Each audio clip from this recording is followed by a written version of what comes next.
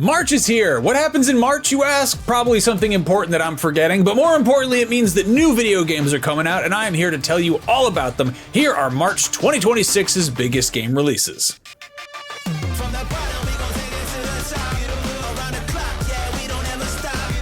As always, I gotta put this little disclaimer here that while we do our very best to be as accurate and up-to-date as humanly possible, release dates do occasionally change last minute. Like Replaced, which was originally supposed to come out on the 13th of this month, but got pushed to April 14th just hours before I shot this video. And sometimes games come out of nowhere, like God of War, Sons of Sparta, which shadow dropped last month during Sony's State of Play. So for best results, always check your local listings. Now, let's get on with the games.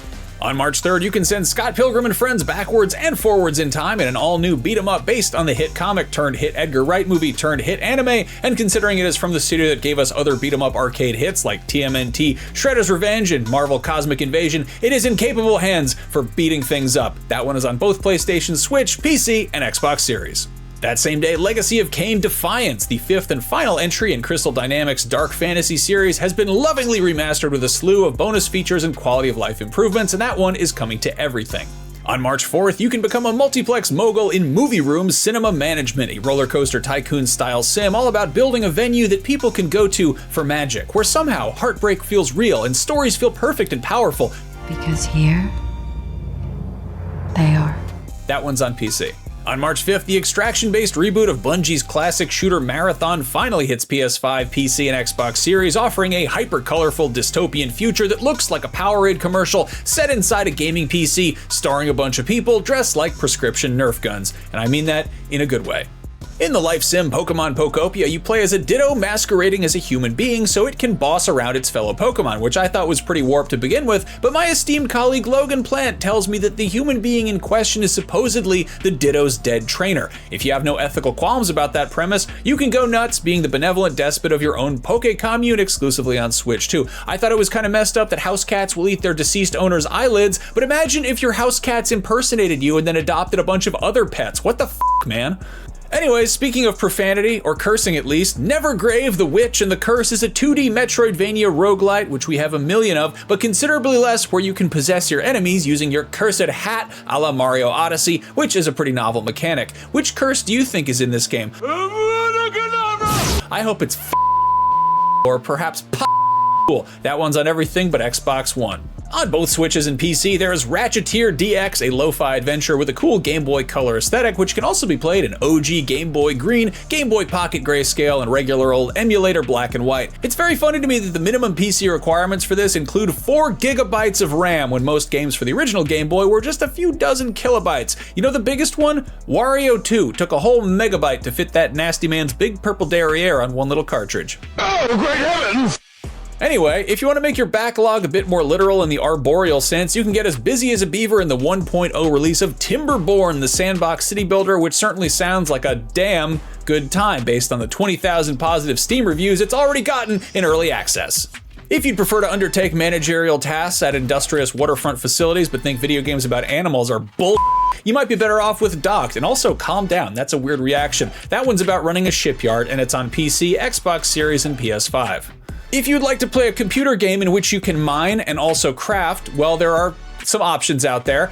As a child, I yearned for the mines. And on March 6th, you have another one when AETHUS hits PC, which has you building a deep space outpost and also uncovering corporate conspiracies, as one does. Also that day on PC and PS5 is the dark fantasy The Bearer and the Last Flame, which is from a solo developer, and yes, it takes some inspiration from classic Souls-like titles, a series of words that I don't appreciate because it made me realize that the original Demon Souls just turned 17. It's old enough to play itself.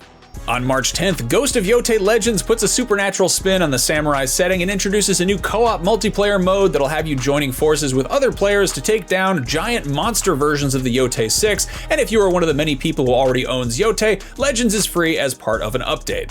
Also on March 10th, Unsealed, the Mare hits PC, Xbox Series, and PS5, a psychological horror adventure involving some spooky puzzles and a scary lady. If you'd like to get hassled by even more scary ladies and perhaps take some blurry pictures of them, on March 12th, there's also Fatal Frame 2 Crimson Butterfly Remake on PS5, Xbox Series, Switch 2, and PC, and no, I don't mean that type of picture.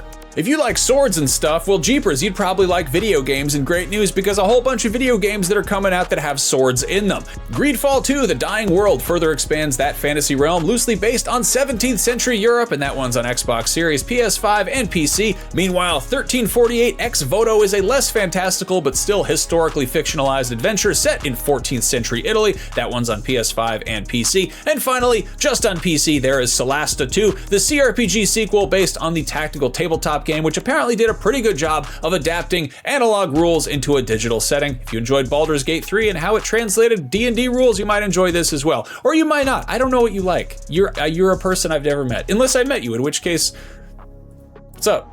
And finally on the 12th, there's John Carpenter's Toxic Commando, which pairs the team behind World War Z with the legendary horror director, and the result is a hectic-looking co-op shooter involving lots of zombies and whatever that thing is. That one is on PS5, Xbox Series, and PC.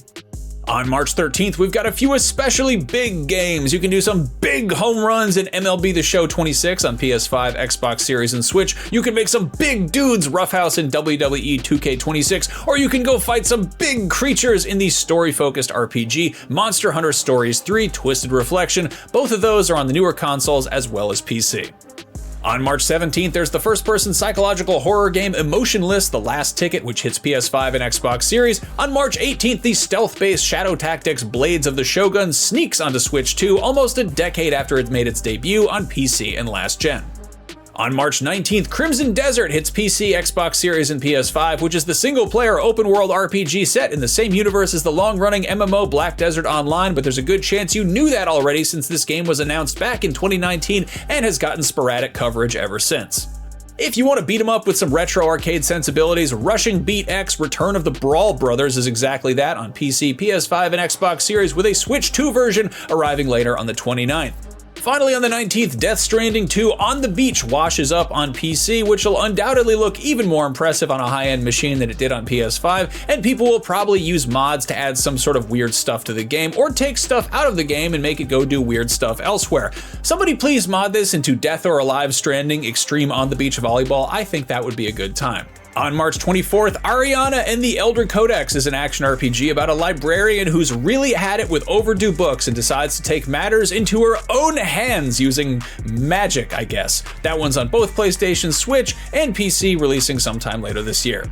The big headliner of March 26th is Super Mario Bros. Wonder, Nintendo Switch 2 edition, plus Meetup in Bellabel Park, and as the name suggests, it is a Nintendo Switch 2 version of the Plumbers 2023 outing, featuring new content involving some sort of rendezvous in a place called Bellabel Park. There's Screamer, a souped-up reboot of the ancient PC racer that injects it with a load of anime style and weaves in a bunch of cutscenes about deadly street racing in a cyberpunk dystopia, and it also incorporates some light vehicular combat, so really it kinda seems like a fighting game, except it's about cars, which is pretty cool. Otome Daoshi Fighting for Love takes place at a martial arts tournament, but I have a sneaking suspicion it's more about having romantic conversations with beautiful men than it is about kicking them in the head, but I've been kicked in the head a few times, so don't take my word for it. That one is exclusively on Switch. Still on the 26th, Life is Strange Reunion will see the return of original protagonist Chloe, who teams up with her old pal Max Caulfield to solve, you guessed it, a mystery. That one's on Xbox Series, PS5, and PC. PvE MOBA Roguelite is a series of letters and words and noises that will undoubtedly get a few people's attention when put together in that particular order, and that is whatever Siege Untold Ages appears to be, and that one is on PC. Also on PC is Nova Roma, which is about building Rome. That's what you do in the game. You don't even have to do it in one day or anything like that. It would appear you can just take your time, and you don't even get penalized if not all the roads lead to Rome. Though if you want to make them go there, that's probably also okay. That's what the game is about, Nova Roma. Project Songbird is a first-person psychological horror game, and while there's an emphasis on telling a story, it would also appear that you can hit some monsters over the head with various improvised weapons, which is always a plus. That one's on Xbox Series, PS5, and PC. A day later, the Mega Man Star Force Legacy Collection collects Mega Man Star Force Pegasus, Leo, and Dragon, plus Mega Man Star Force 2 Zerker X Ninja and Mega Man Star Force 2 Zerker X Saurian, as well as both flavors of Mega Man Star Force 3, Black Ace, and Red Joker. That is 7 different games in case that was somehow unclear. That one's coming to everything. There you have it. Those are March 2026's biggest game releases. As always, a huge thanks to Amanda and Chris and Logan for helping these videos come together, and thank you to all of you for taking the time to watch, especially if you leave nice comments. We always appreciate those and we read all of them. If we left out anything major, shout it out in the comments and let us know what you're playing this month. We'll be back next month. And hey, if you missed me before then, I also host IGN's weekly PlayStation show Beyond, which is available in video form on IGN, the IGN Games YouTube channel, and on Spotify, or in audio form wherever you get your podcasts. That is the end of this video, and I was supposed to write the ending, but I forgot. See you next month. Which curse do you think is in this game? I hope it's Ventura, or perhaps Darnold. I hope it's Savage or Wayne. I personally hope it's or that one's on everything but Xbox One.